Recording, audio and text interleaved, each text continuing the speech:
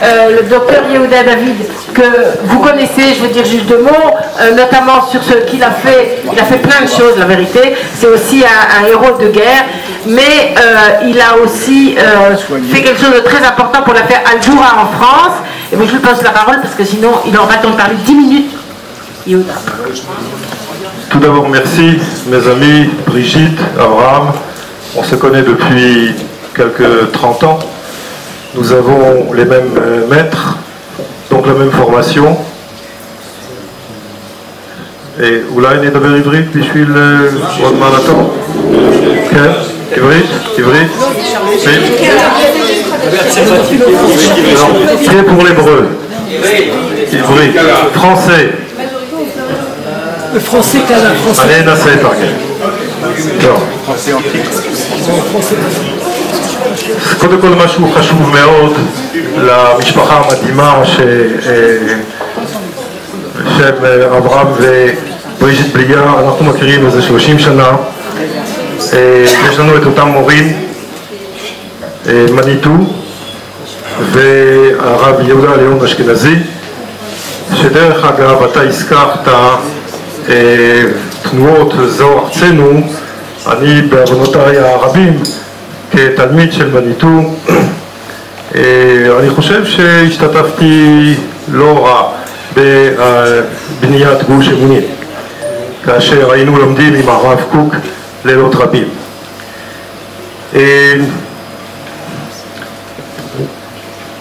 להוסיף משהו על מה שאברהם אמר, אני מבחינתי דובק, נדבק. Je suis complètement adhérent à ce que Abraham a dit. Il faut un réel changement.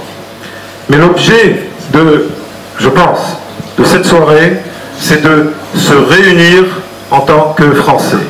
המשימה של הערב הזה כאן זה להתלכד כנגיד עם צרפתי בסוגריים, בכל אופן מתרבות צרפתית, מסביב לנושא שהוא בוער. מה בוער? העתיד, לא שלנו, עשינו את שלנו, נכון? העתיד של הילדים שלנו. pour le futur de nos enfants.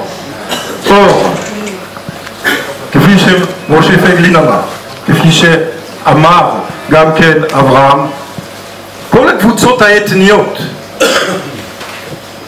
התלכדו, בנו איזשהו כוח פוליטי והגיעו להישגים. Les différents groupes ethniques se sont rassemblés et ont créé des formations politiques et qui sont arrivées à des conclusions réelles. אני רוצה לספר לכם שאני בוגר כבר 4 מערכות בחירות. J'ai derrière moi 4 campagnes électorales. La première avec Benny Begin, qui a abandonné le Likoud, qui est un ami très proche. אני בוגר 4 מערכות בחירות. הראשונה עם בני בגין, השנייה עם מיכאל קליינר, la deuxième עם מיכאל קליינר, qui s'est conclue de la même façon à peu près, c'est-à-dire pas très loin de zéro. La troisième, Bennett Aleph, et la quatrième, Bennett Bett. Pendant la troisième, j'ai bien failli être dedans, mais comme je disais à quelqu'un, Boré Olam a décidé de m'envoyer plutôt qu'à la Knesset à Boston recevoir des traitements chinois. Il a, je crois, eu raison. Grâce à Dieu. Et je vais vous donner un exemple. אני רוצה לתת לכם דוגמה מההבטחות שווא של הפוליטיקה ישראלית.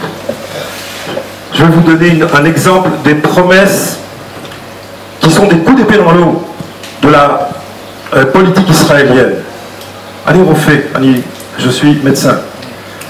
והנושא הבוער בליבי זה הכרת הדיפלומות, בעיקר ברפואה, כי אני מכיר לא עשרות, מאות רופאים שרוצים לבוא עם המשפחה שלהם לבנות את עתידם, את עתיד של הילדים כאן.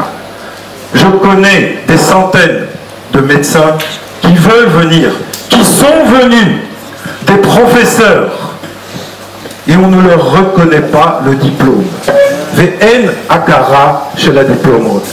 ביבי נתניהו הבטיח לפניי, m'a promis que l'on va tout faire, qu'il va tout faire pour créer une commission au niveau du ministère de la Santé et où je siégerai comme directeur de commission pour faire avancer la reconnaissance des diplômes. וראש הממשלה ממש הבטיח לי באמצעות החבר שלו הכי טוב שהוא החבר שלי, מאיר חביב, ליצור איזושהי ועדה ושאני אוכל למיין את התיקים ולתת אפשרות לעלות. מה חסר למישהו שעבד 30 שנה בצרפת? Qu'est-ce qu'il manque à un professeur ou un médecin ou un chirurgien dentiste ou un otorino ou enfin bref des centaines de cas pour venir travailler en Israël? Il manque rien, il manque une seule chose, la force politique de décision et d'assertion. חסר את הכוח הפוליטי. אני אמרתי שאני בוגר 4 מערכות בחירות. במשך 4 מערכות בחירות ניסיתי בכל כוחי, ואברהם יודע, לגייס את הצרפתים. התוצאה, אז בספרדית זה נאדה, אוקיי, vous m'avez compris. ביידיש, comment on dit? גורנישט. אבל לזכותם של הצרפתים, הם באמת פטריוטים. Le mérite des Français, c'est qu'ils sont patriotes et qu'ils veulent s'intégrer complètement dans la société israélienne. Bravo!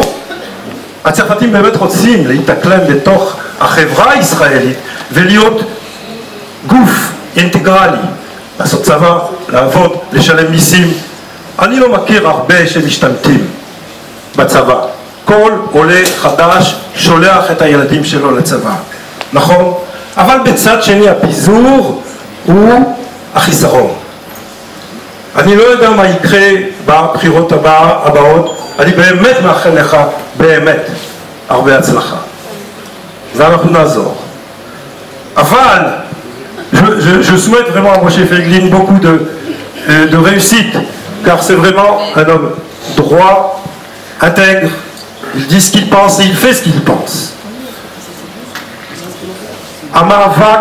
המאבק שלנו, הקטן, הוא יכול להיות מאבק גדול מאוד להצלחה גדולה מאוד.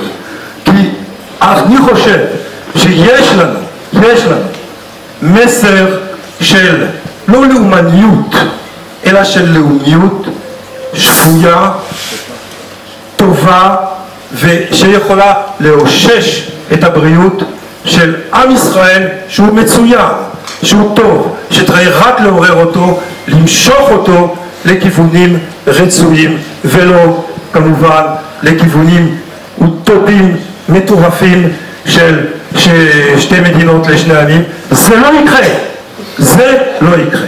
תודה. עכשיו בזכות הדיבור לז'אק קופפר שעבד במשך שנים רבות בליכוד. je m'excuse. Jacques Kupfer qui a travaillé pendant des années au Likoud.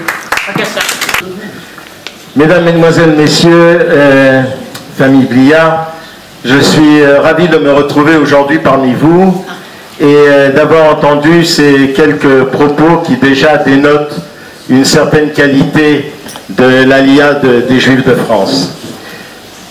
Ce qui est certain par contre, c'est que je préfère effectivement entendre quelqu'un en russe m'expliquer que la terre d'Israël appartient au peuple d'Israël, plutôt qu'un journaliste français de I24 qui vient de parler de la Cisjordanie occupée. Alors, l'intérêt aujourd'hui, c'est de trouver dans la situation actuelle ce que nous devons combattre. Et moi, je pense que nous sommes en plein dans une vague de terrorisme terrible contre lequel nous ne luttons pas. Et c'est le terrorisme intellectuel. Ce terrorisme intellectuel qui nous parvient par la voie des journaux, par la voie de toutes les radios, par la voie de la télévision, et qui fait que lorsqu'on part en guerre, la première question des journalistes c'est quand y aura-t-il le cessez-le-feu? Et vous entendez le mot Afsakatesh, Afsakatesh, 17 fois on a réussi à faire une Afsakatesh. Plus régulier. C'est quelque chose d'effrayant. Aujourd'hui, lorsqu'on est en train de faire face à une vague de terrorisme où les Arabes sont en train de tuer au couteau, nous sommes en train d'entendre Matayawa Regia, le calme. Quand ça va enfin venir? Vraisemblablement quand il n'y aura pas de juifs ou pas d'arabes. Et dans les deux cas, je préfère de loin le second. Mais ce qui est certain à l'intérieur de tout cela, c'est que nous ne pouvons pas continuer à avoir ce terrorisme intellectuel qui finit par ne plus nous permettre de parler. Et le résultat, c'est que lorsque les Arabes font un crime, c'est toujours Al-Reka Leoumani, c'est son nom du nationalisme. Lorsque chez nous on dit quelque chose contre les Arabes, c'est de la gizanout. Là, ça devient... C'est eux ont le droit de dire que je n'ai pas le droit d'habiter en Eretz Israël, mais si moi je dis ça sur les Arabes, et je le pense profondément, à ce moment-là, ça devient du racisme.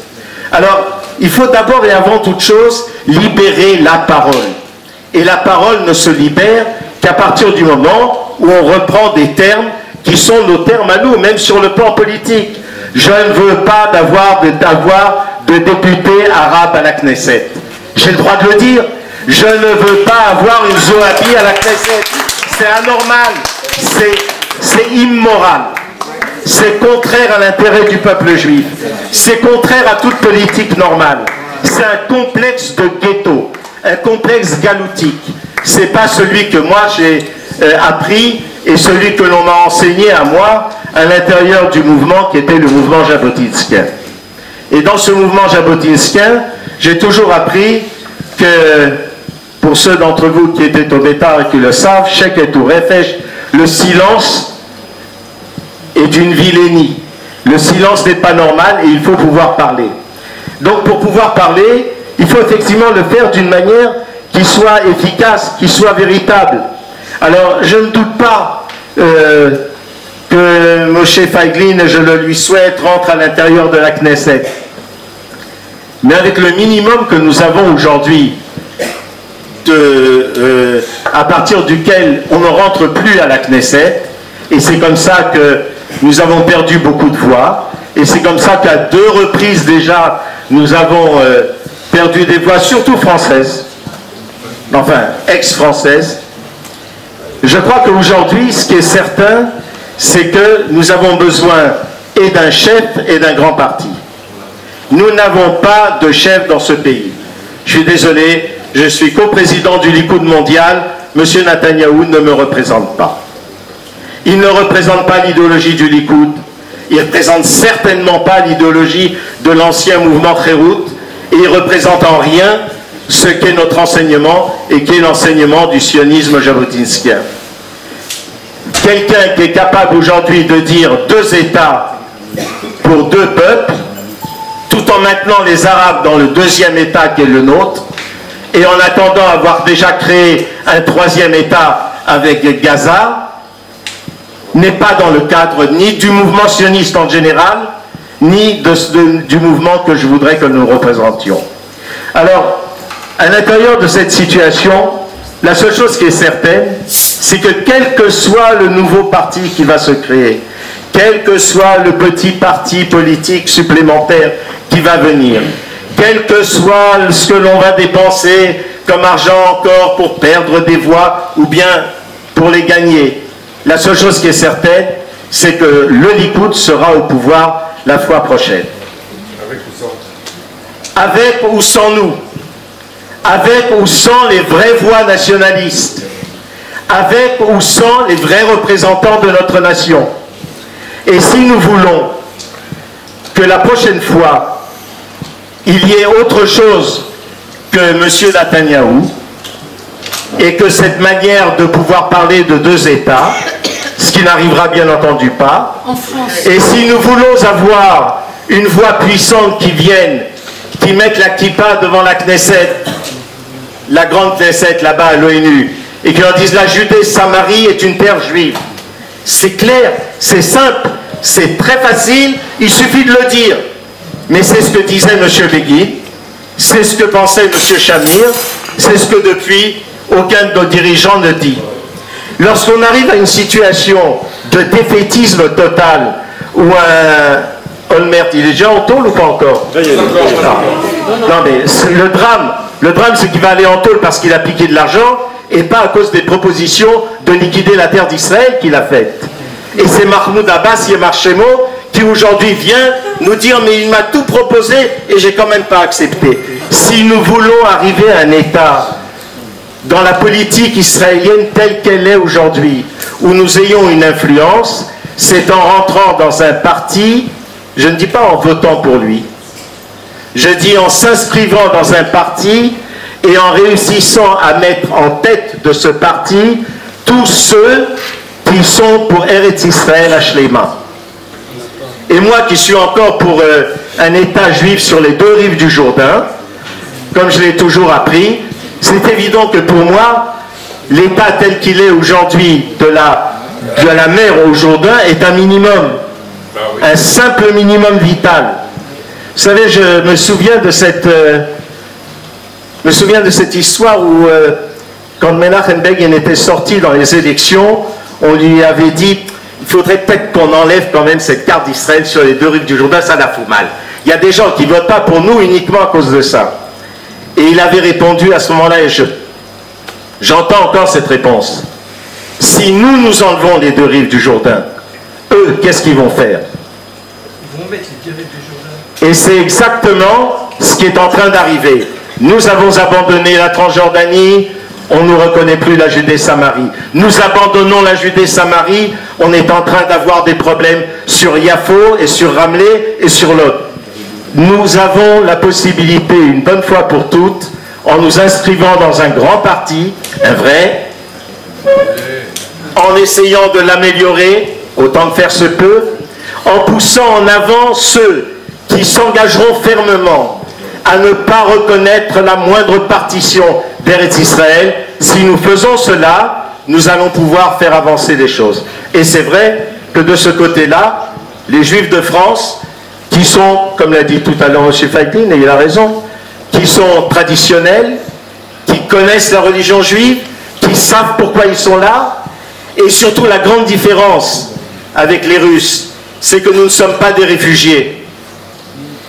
Les Juifs de France qui arrivent sont volontaires pour venir. Ils sont volontaires pour travailler. Ça va arriver bientôt qu'ils soient réfugiés, les derniers, mais pas les premiers, pas ceux qui vont arriver maintenant. Et tout cela, nous devons pouvoir libérer la parole. D'abord libérer la parole. Parler ouvertement. Dites-le qu'on ne veut pas d'Arabes dans ce pays. Ce n'est pas un crime de ne pas en vouloir. Dites-le qu'ils ne doivent pas avoir le droit de vote. Ce n'est pas un crime de le prétendre. C'est la moindre des choses, une chose normale. Et alors dans ce cas-là, lorsque nous arriverons à libérer la parole et à inscrire massivement les Juifs de France dans ce parti du Likoud et de faire voter là-bas dans les primaires, dans les élections primaires, de mettre en avant tous ceux qui sont contre la partition d'Eretz Israël, à ce moment-là, nous aurons rempli notre rôle. Merci. Bravo, merci beaucoup. Avant de passer la parole à mon ami Léon Rosenbaum, je voudrais demander à notre ami le général Geva, qui nous fait l'honneur d'être là, de dire deux mots. Shmi Geva, le général colonel. יש לי בבגרות ציון 100 בצרפתית, אבל לא יודע להגיד כלום, חוץ ממטרי קורבו.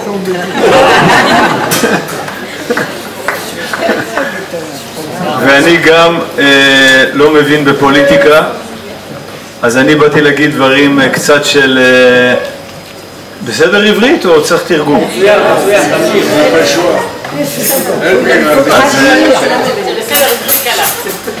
באתי להגיד כמה מילים על מה שברוך השם קורה בארץ ישראל. אנחנו עוד מעט נכנסים לחנוכה. בחנוכה משחקים בסביבון. בצרפת הם כותבים נס גדול היה שם, אבל ברוך השם הסביבונים שלנו נס גדול היה פה. אבל אני מציע להכין סביבונים חדשים, אולי כבודו סביבונים חדשים, לכתוב נס לא גדול, ענק, ולא היה יש פה. למה? כי הנס הגדול של חנוכה, מה היה הנס? מה היה הנס? איזה נס היה בחנוכה גדול? אבל מה היה הנס בניצחון? אני הייתי בצבא, אני יודע שבשביל ניצחון צריך לעבוד קשה. אז איזה נס היה? מעטים נגד רבים. מה היה הנס? היו מעטים נגד רבים. אבל מה היה הנס? ניצחנו את המלחמה נגד גרק. ניצחנו, אבל מה היה הנס? איזה נס היה? כמה אנשים? מעט אנשים. אז הרב קוק מסביר לנו שהנס הגדול, יש נס קטן ויש נס גדול. נס קטן זה שבן אדם אחד נהיה גיבור. למשל דוד המלך, כשהוא היה עוד נער, הוא היה עם הצאן של אביו, הגיע אריה ודוב, הוא ניצח אותם, בגמרא זה נקרא ניסה זוטה, נס קטן. מה זה נס גדול? כשעם שלם הרוח שלו משתנה, זה פתאום נהיה נס גדול. אנחנו נמצאים בארץ ישראל, אומר הרב קוק, שהגאולה זה לא רק אנשים שעוברים דירה. לפי המבטא אני שומע שיש פה כמה אנשים שעברו דירה מצרפת לפה, כל הכבוד, כל הכבוד. גם ברוך השם אשתי והמשפחה שלה מצרפת. אבל טוניס. כן, אני אשכנזי, אבל עברתי גיור כהלכה, התחתנתי עם טוניסאי. אומר הרב קוק, זה שעוברים מחוץ לארץ ישראל, זה לא רק זה גאולה. גאולה זה גם שינוי בטבע של עם ישראל. בגלות אנחנו במצב של הכנעה, פחד, משמעת לגויים. ובארץ ישראל, ישראל עזים שבאומות. התכונה של העם ישראל בארץ ישראל גבורה. יצא לי הזכות להיות מנהל לחימה לפני 7 שנים של מבצע עופרת יצוקה בעזה. היו לנו שם עשרות אלפי חיילים שנכנסו לעזה, אף אחד לא רצה ללכת הביתה, כולם נכנסו למלחמה, פי 8 מהצבא שהיה ליהודה המכבי. אז הנס הגדול של חנוכה, של גבורה, שפתאום עם שלם נהיה גיבור, קורה בדור שלנו, אבל הרבה יותר חזק. אבל יש נס אחד, לנו אסור לסמוך על הנס, ויש נס שהחלטנו להחליף את הנס באחריות, וזה שרוב הנוער במדינת ישראל, 80%, אין להם בבית ספר כלום, לא יהדות, לא תורה, עם ישראל, כלום. במקרה הטוב כלום, במקרה הגרוע עוד אפילו מבלבלים את ההבנות, ההפך, ובגיל 18 אומרים לו לך לצבא. אז זה שאנשים כאלה הם מופיעים בגבורה ומסירות, זה נס, גם נס, אבל אסור לסמוך על הנס.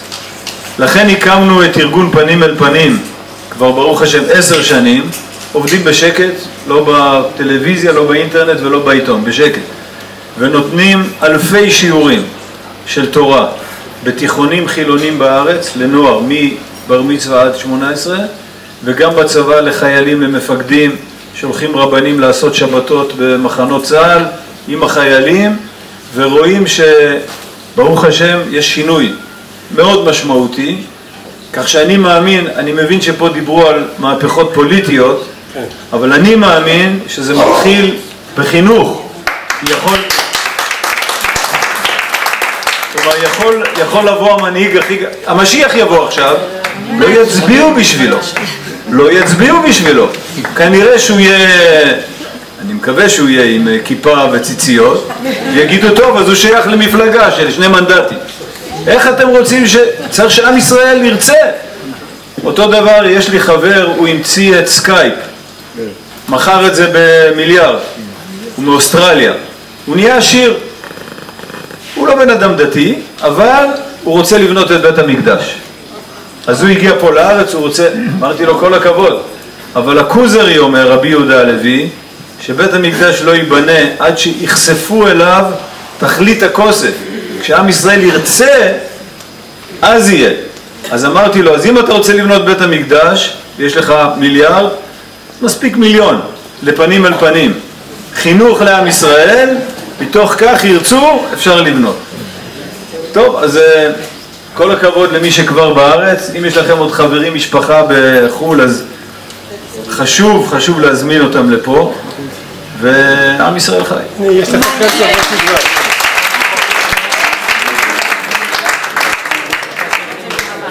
אתה רוצה להגיד?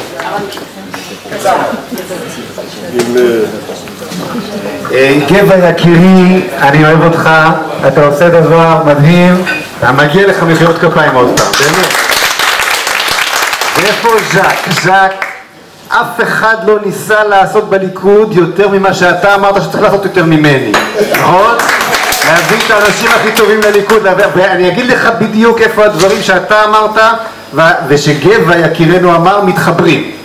שניכם אמרתם דברים מאוד נכונים, שצריך לייצר מנהיגות חדשה לעם ישראל, נכון, אתה אמרת, ושצריך חינוך.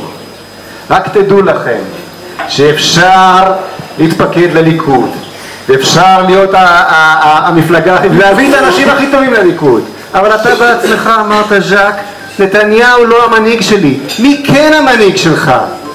יש לך מנהיג אחר? אם אין את המנהיג, טוב, אנחנו מדברים בעולם הזה.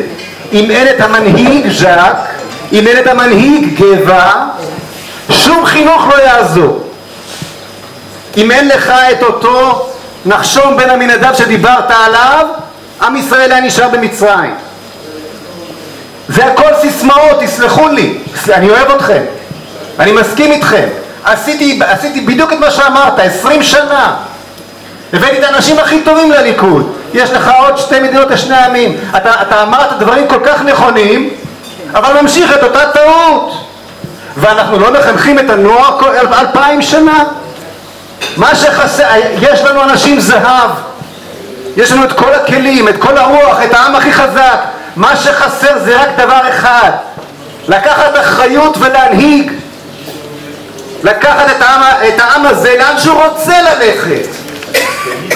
בליכוד זה כבר בלתי אפשרי, כי יש לך שם, כמו שאתה אומר, מנהיגות שאתה לא מאמין ביותר. זה חסום לך שם ז'ק. ואני אומר לך גבע, שעם ישראל הוא טוב, והוא רוצה בית מקדש. למה מי עלה להר הבית והביא את כל המודעות לבית מקדש בזמן? למה המודעות לבית מקדש עלתה כל כך בשנים האחרונות? למה? כי מישהו פה עשה חינוך? לא, כי מישהו ברגליים שלו עלה, הראה מנהיגות והוא עלה. מי זה היה? איזה פוליטיקאי אחד בליכוד. אל תזלזל בפוליטיקה. החינוך הכי גדול זה מה שאתה מראה ברגליים שלך, לוקח אחריות ומנהיג. ואני מביא לכם כאן הערב את הכלי לייצר מנהיגות חדשה לעם ישראל. לקחת אחריות ולהנהיג, לא בסיסמאות, לא בעוד מאותו הדבר שנכשל וימשיך להיכשל, לא רק בדיבורים על חינוך שהוא חשוב כמובן, אלא להראות אחריות. כן, אחריות פוליטית. פוליטיקה זה לקחת אחריות ולהנהיג. אל תזלזלו במילה פוליטיקה. אין דרך אחרת להנהיג. אני לא... מה אנחנו נעלה על הבסטיליה? נעלה עם קלשונים על הכנסת? כן. אין לנו כלים אחרים. לא, אין לנו כלים אחרים. כן. זה הכלי שיש, אתה לא ניצלת אותו. תצטרפו... אני לא רוצה אותו. אבל זה מה שיש. אלימות לא תהיה כאן. ששניים שלושה מתאים אנשים. אדוני, יש לך את הכלי לייצר, לקחת אחריות, לייצר מנהיגות למדינת ישראל שרוצה בית מקדש, לייצר מנהיגות למדינת ישראל שרוצה לקחת את היהודים אל הייעוד שאברהם מדבר אליו. יש לכם את הכלי הזה, תשתמשו בו. תודה רבה. Maître Léon Rosenbaum nous fait l'honneur de nous dire quelques mots. יהיה קצת קשה, אחרי מה ששמענו כרגע, לחזור למציאות של דוברי הצרפתית האפורה. Et pourtant, c'est ce que je vais tenter de faire pendant quelques minutes. Pour ou contre l'organisation des Israéliens francophones en force politique. Alors je voudrais au niveau de la méthode, employer ce que nous avons appris en tant que studieux élèves français, c'est-à-dire tout simplement chercher la manière qui nous a été enseignée. Thèse, antithèse, synthèse. Parce que souvent, nous le savons, ce simple mode de raisonnement fait défaut en Israël. C'est une des choses que nous pouvons apporter et qui aiderait beaucoup le développement de la pensée politique dans notre pays. Alors pourquoi contre ? Contre parce que les francophones n'ont pas été capables de faire perdurer leur association apolitique d'immigrants tel que le mode israélien fonctionnait jusque-là. Alors un mouvement politique, imaginez.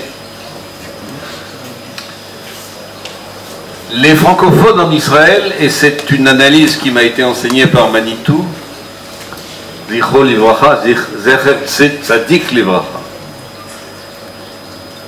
Les francophones en Israël sont des restes de communautés exiliques détruites qui s'étaient rassemblées en France. Et quand elles sont arrivées en Israël, elles se sont regroupées sur la base de leurs anciennes communautés et non pas en tant que juifs de France. Et par conséquent, elles ont du mal à trouver en Israël leur dénominateur commun. Troisièmement, l'image de la France en Israël est très négative dans la société israélienne globale pour toute une série de raisons. Des bonnes raisons et des moins bonnes raisons. Alors, on peut rappeler l'embargo de De Gaulle, la politique arabe de la France, la timidité du commerce français en Israël, la montée de l'islam en France et la montée de l'antisémitisme qui est une évidence aujourd'hui. Quatrième point, la faiblesse organisationnelle des Juifs de France. C'est vrai en France et c'est vrai en Israël. Dernier point peut-être, mais il n'est pas négligeable, l'indifférence teintée d'hostilité des institutions juives de France à l'égard des Olim de France. Autre point très important au niveau du parler même en Israël, et je suis sûr que vous l'avez tous entendu, à mafia à Tzorfatit. On ne parle pas autrement des Français qu'en termes de mafia. Et souvent, et très souvent, ce n'est pas une plaisanterie. Vous avez entendu?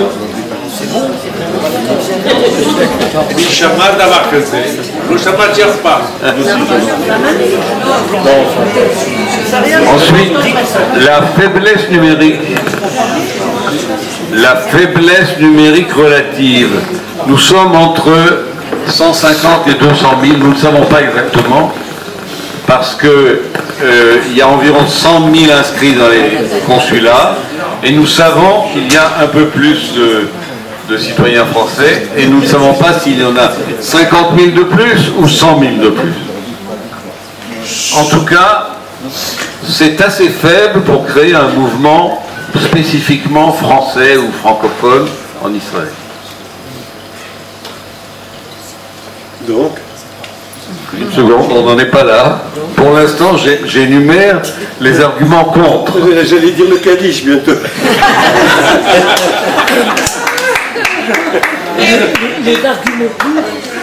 Alors, il y a une autre raison qui, je pense, n'a pas suffisamment été développée encore ce soir. C'est que, il me semble, que la société israélienne est en voie, la société politique israélienne, est en voie de changer. Elle commence aujourd'hui, elle est sur le point de ne plus accepter la structure actuelle, qui est une structure d'origine, par communauté, Eder. Mais elle est sur le point de se diviser sur une base idéologique. il y a déjà un divorce entre la structure telle qu'elle est et les aspirations des Israéliens à voter sur une base idéologique, sans rapport avec leur origine. Quelqu'un a dit ethnique, c'était pas le meilleur mot à choisir, puisque nous sommes tous des juifs, mais disons leur origine communautaire. Alors, maintenant on va examiner les arguments en faveur. Eh bien, d'abord il faut dire que les Juifs de France ont certaines caractéristiques qui font terriblement défaut dans la société israélienne. Une culture générale plus vaste que celle donnée par le système scolaire israélien. Le sens de l'histoire et le sens de la géographie, qui est incroyablement en défaut chez nos concitoyens israéliens moyens. Le sens de la souveraineté, parce qu'on nous a appris que comment la France s'est développée progressivement de génération en génération par le pouvoir royal, et comment elle a défendu cette souveraineté, et comment aujourd'hui, naturellement, nous transposons tous les jours ce sentiment-là en Israël, qui est notre pays, et à quel point nous sommes incompris autour de nous. Autre chose, nous avons le sens de l'État. Parce que l'État français a été l'un des premiers à se constituer dans l'histoire de l'Europe occidentale. Et que pour nous, premièrement, nous devons un respect naturel à l'État et à ses prérogatives. Alors que nous sommes entourés de gens du tribunal suprême, de la Cour suprême à la Knesset, jusqu'à la presse et jusqu'aux leaders politiques qui, semble-t-il, n'ont absolument rien compris à ce qu'est un État.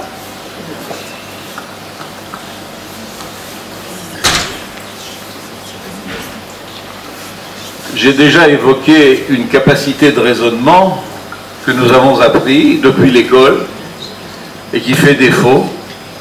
Thèse, antithèse, synthèse, ce serait une manière d'aider nos concitoyens à raisonner et à arriver à des conclusions sur la base d'une déduction logique. Ce cartésianisme des Français a quelque chose de positif qui ferait du bien à la société israélienne.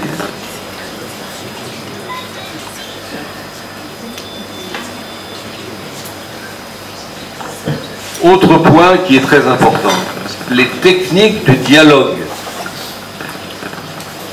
Eh bien, en tout cas, dans les années qui ont précédé mon alia, c'est-à-dire il y a quand même 40 ans, on savait encore mener un débat à la télévision, à la radio, entre personnes d'avis différents. On savait écouter un meneur de jeu qui savait, lui, respecter les positions de chacun et donner la parole à chacun en temps et en heure. Or, j'ai été absolument sidéré en arrivant en Israël de constater que personne ici ne connaît ces techniques élémentaires. Eh bien, c'est vraiment un point capital dans la tikshorette israélienne qui manque, qui fait défaut.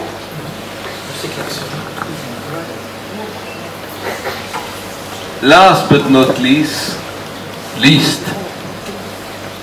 les bons usages dans la cité, la police. La police, c'est la politesse. Depuis 40 ans, je m'efforce personnellement de rétablir ce point que j'ai refusé d'abandonner. Il arrive quelquefois que ça marche, mais quelquefois seulement.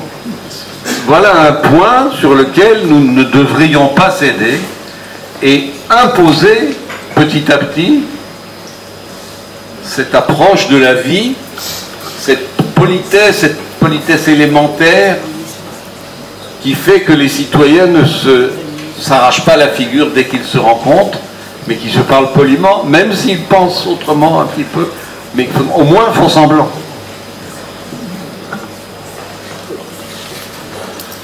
Alors que faire? C'est quoi la synthèse? Eh bien, je donne maintenant mon opinion personnelle, évidemment. Fonder un parti de centre-droit hébréophone, même si ses principaux cadres se recrutent parmi les francophones, d'autres immigrants et même des Israéliens nés natifs. Un parti souverainiste sur Yehuda, Shomron et Gaza, mais avec un réalisme surprenant pour la classe politique israélienne. Alors ça veut dire quoi? À mon avis, négociation intense et soutien majeur à la Jordanie. Aucun transfert. Mais les Arabes de Yehuda et Shomron exercent leurs droits politiques majeurs en Jordanie. En Israël, selon un modèle existant en Europe aujourd'hui. La Jordanie n'acceptera pas. Eh bien, ça dépend. On va la libérer.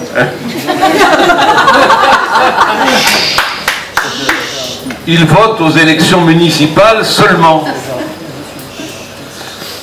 Un développement égalitaire des Arabes israéliens, mais une répression féroce des ennemis déclarés de l'État. Une politique étrangère décomplexée. Et surtout, un véritable encouragement à l'Alia et à la Klita sur les finances de l'État. Et non pas délégué à une organisation de type international pourri, excusez-moi de dire les mots, dont je tairai le nom. Et puis alors, un programme général sur toutes les grandes questions de la politique israélienne. Une politique de transport, une vraie politique sociale, une politique de la construction, j'ai fini.